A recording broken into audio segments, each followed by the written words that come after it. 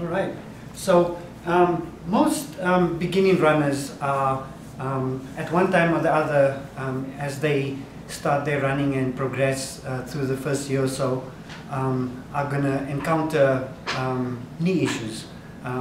Three of the most common knee issues that we see at the clinic is one, probably the most common one that we see is iliotibial band tendonitis. The second one would be chondromalacia, as people call it, runner's knee. The medical term is chondromalacia. And then the third thing is patellar tendonitis. Those three things, let's start off with the iliotibial band first. The iliotibial band is probably the most misunderstood injury in running.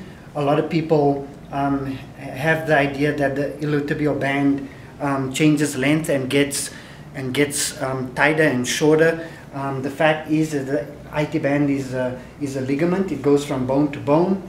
However, the tension on the IT band is affected by the lateral quad and the TFL, which is up here. The TFL attaches to the top of the IT band, and the lateral quad runs underneath the entire length of the iliotibial band. So when the TFL and the lateral quad is tight, the iliotibial band is tensioned. When it is tensioned, it causes rubbing on the lateral femoral condyle, and that's what gives you your typical IT band symptom. So the things that you want to focus on with iliotibial band tendonitis is lateral quad lengthening, so lateral quad stretches, foam roller, TFL stretches. One other important part of the IT band that comes into play is the mechanics of the leg. So your knee, your ankle and your hip are what they call in-phase joints. So if your ankle is pronating, your knee is going to go medial and your hip is going to go medial, which all tensions the IT band. So if you in improper shoes, running along and pronating too much, your iliotibial band is also going to be stressed. So there's two aspects to it: tight muscles, TFL and quad, and then mechanics. Okay, very important. It's much more of an issue, more prevalence in ladies versus men, just because of the increase in the Q angle and the weaker hip structure, support structure. Then we get to chondromalacia. Chondromalacia is irritation of the cartilage underneath the kneecap. Typically, most doctors and PTs and everyone else will say that it's got to do with lateral tracking. That is one aspect of it. The other aspect is really just very tight quads. Running, as you know, is a very quad-dominated activity. The more you run, the more you use your quads, the stronger, the tighter they get.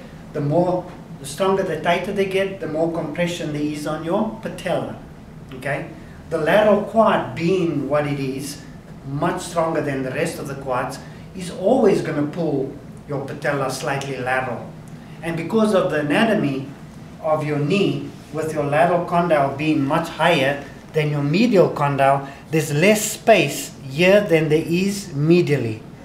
So you're always going to get lateral tracking, but it's a matter of how strong the others are. They can never equal the lateral quad, but your VMO, contract this muscle for me, Sean, your VMO has to be nice and strong like that. And you can see by the size of the VMO, it can never equal the size of a lateral quad.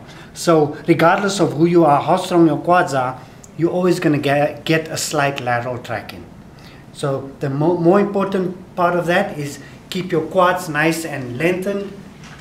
Again, quad stretches, foam roller, and it's important with the quad stretches that you do the quad stretch properly. Remember, when you're stretching a muscle, one part of the muscle has to be stationary in order for you to stretch against. So when you do a quad stretch, you have to squeeze your butt to hold your pelvis still so you can pull the quad against it. Okay? The last one is patellar tendonitis. Patellar tendonitis is just an inflammation of the patellar tendon that goes from the patella down to the tibia.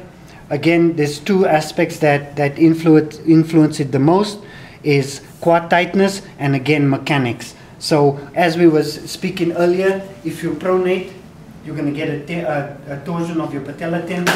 If you supinate, you're going to get a torsion of your patellar tendon. So the patellar tendon is very dependent on what happens here and what happens at your hip, because again, those three are in-phase joints. So if your hips are weak and it allows your femur to rotate medially, that's also going to influence the patellar tendon. Again, how do we fix this?